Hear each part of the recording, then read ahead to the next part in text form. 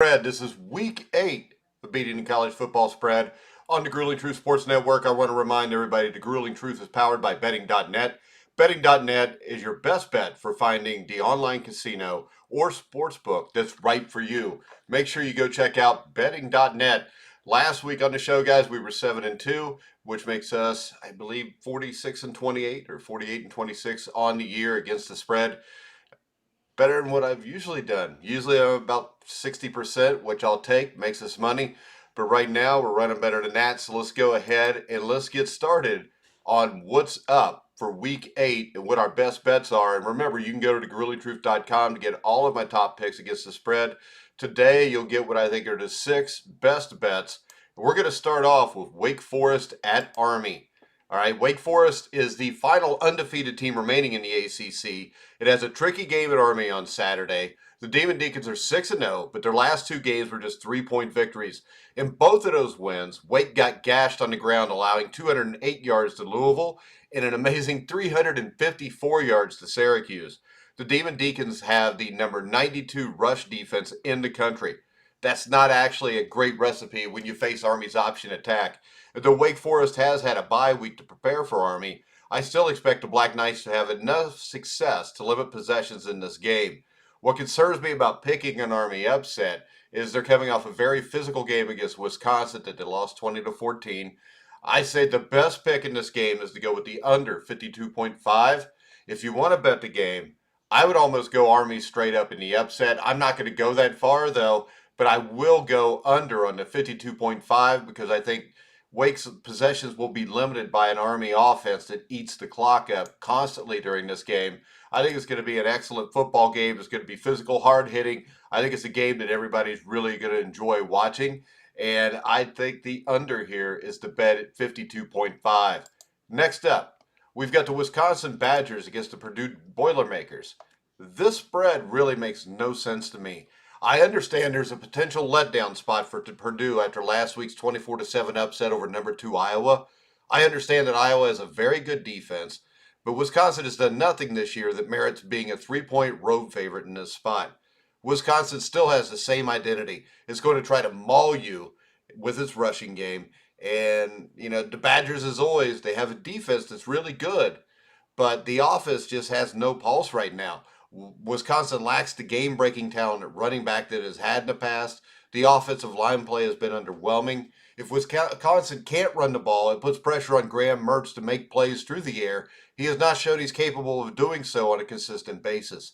I'm also skeptical Wisconsin has the speed in the secondary to defend David Bell. Purdue was 16-6 against the spread as an underdog, and 7-3 against the spread as a home underdog under Jeff Brom. Now, we may be walking into a trap here. One of these guys that last week where Purdue played Iowa, that was one of my 2 misses. I didn't think Purdue was good enough to beat Iowa anywhere at any time under any circumstances. But the Boilermakers did go beat Iowa 24-7 at Iowa. Wisconsin's offense has struggled this year, to say the least. I'm going to take Purdue, and I'm going to take the 3 points. Anytime you can get a home dog, who's coming off a big win, playing against a team that really hasn't played that well all year, it's hard not to go with Purdue in this situation. So I'm going to go ahead. I'm going to take the Boilermakers, and I'm going to take the 3 points. Next up, another line that really amazes me is Oklahoma State at Iowa State. Iowa State's favored by 7, and I kind of get why they're the favorite here over Oklahoma State. Oklahoma State may be undefeated, but his average margin of victory this season is just 7 points. And his offense is ranked just number 81 nationally. This team is unlike most teams Coach Gundy's had at Oklahoma State. They're more of a defensive team. Now, after a rough start, the Iowa State team that was ranked in the top 10 to begin the year seems to have turned a corner offensively. Still, this line should be more like Iowa -4 or Iowa State -4 or 4.5, not a touchdown. Oklahoma State's defense is strong against the run and should contain Breece Hall, ISU's star running back. I also don't think the Cyclones had the weapon at receiver to generate a bunch of big plays versus the OSU secondary. OSU has a good running game. It is much healthier at receiver than it was a month ago. These two teams always play close games. In fact, the past 6 meetings have been decided by 7 points or fewer. Additionally, Oklahoma State is 7-3 against the spread in the past 10 games as a road underdog. I'm going to take Oklahoma State in the 7 points here, and I'm going to feel pretty comfortable doing it. Next up, LSU and Ole Miss. We're going to shoot for the under here. Now, Ole Miss is dealing with a bunch of injuries on offense, including a banged-up quarterback, Matt Corral. Corral is one of the betting favorites to win the Heisman Trophy. He ran the ball a ton in last week's win over Tennessee, and Lane Kiffin described him as not in very good shape on Monday. Now we know he's a young guy. That could all turn around by now. But when I look at this, whether he's turned the quarter health-wise or not, the days since remain to be seen. That makes the under look a little even better to me. Ole Miss has crazy high totals nearly every week, but I don't think it's merited against LSU. Sure, the Tigers ran over Florida last week. On the whole, LSU's offense has not been very good, and last week is the first time we've seen a running attack from LSU that was respectable. Even if this ends up a 41-34 game, you stay under the 76. I'll take my chances here. I'm going to go with the under, the 76 points, LSU and Ole Miss. I'm going to stay away from betting this game except to bet the under. So I would definitely hit the under hard on this game. I think that's the way to go. All right, next up, another interesting game out in the Pac-12. One team in the Pac-12 still with an outside shot to maybe make the college football playoffs are the Oregon Ducks. And this is another game where an unranked team is favored over a ranked team. So, I'm more of a fan of the total in this game. I think this game's kind of a toss-up. I would probably lean towards Oregon, but we're going to go with the under at 60. Now, Oregon showed again last week against Cal that its offense isn't capable of hitting explosive plays with the personnel it has right now. Anthony Brown and his group of receivers are just okay. The absence of C.J. Verdell is putting a ton on the shoulders of Travis Dye. UCLA runs the ball 62% of the time, and they want to beat opponents off of play action. Oregon has been solid against the run this year, allowing opponents to average just 3.7 yards per carry. Additionally, the Ducks' defense has allowed only 5 pass plays at 30-plus yards. I think when you look at this, don't bet the game. Bet the under of 60. I think it's way too much here. I think UCLA runs the ball a lot. I think Oregon can take away the deep ball. I don't think Oregon is a real explosive team that's going to score 40 points. I could be wrong, but I'm betting I'm not here. And I'm going to go with the under on this bet.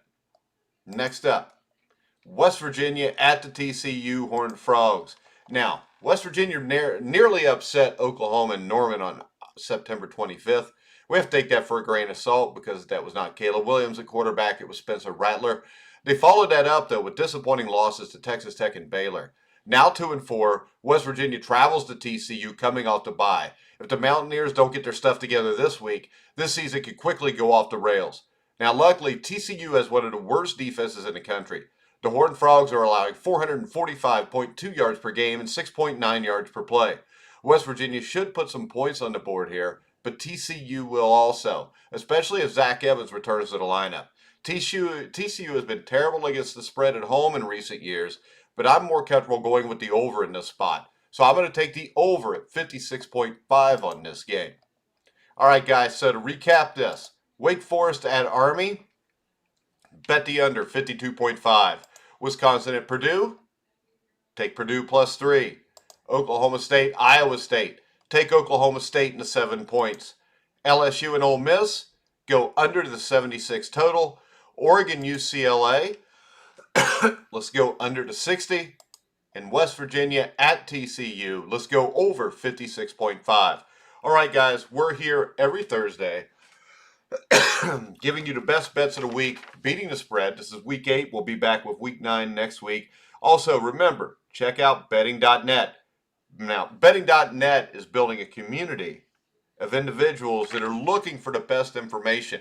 The great thing about this is you can go on whatever state you're in, and they will give you the best place to bet, where it's legal, where it's not legal. It breaks all that down for you. It gives you where to get the best odds for any game that's played. So make sure you check out betting.net.